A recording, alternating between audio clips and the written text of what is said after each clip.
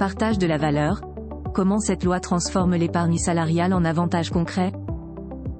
Adoptée le 22 novembre 2023, la loi de partage de la valeur a changé la donne pour les salariés français. Même les PME sont visées par cette mesure prometteuse. Elle a été instaurée dans un but précis, promouvoir une répartition plus équitable de la valeur dans les entreprises tricolores. État des lieux. Une généralisation de l'épargne salariale dans les PME. Instaurée en novembre dernier, la loi dite de partage de la valeur s'avère être avantageuse pour les salariés. Elle vise notamment à généraliser l'épargne salariale au sein des petites et moyennes entreprises françaises. De fait, celle-ci n'est pas représentée suffisamment dans ces structures-là, contrairement aux grandes sociétés.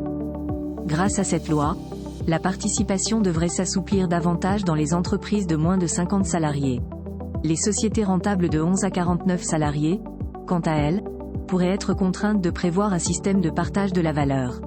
Il peut s'agir de l'intéressement, la participation, l'abondement ou de la prime de partage de la valeur.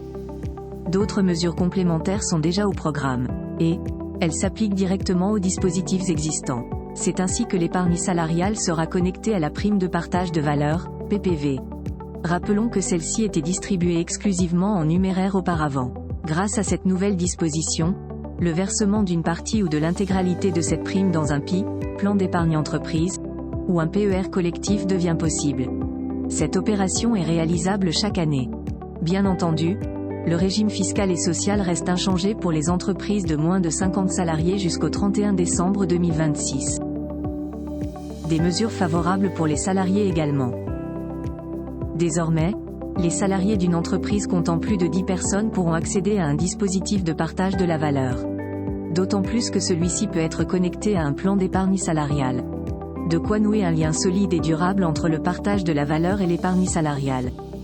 Grâce à ces dispositifs, les salariés peuvent renforcer leur épargne globale.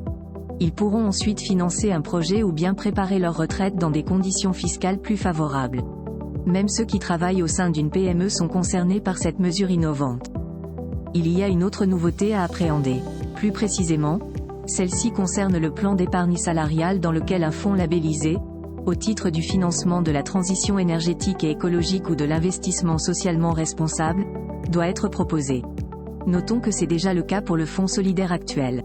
Cette obligation témoigne de la place cruciale occupée par ces dispositifs favorisant la participation de salariés au financement de l'économie.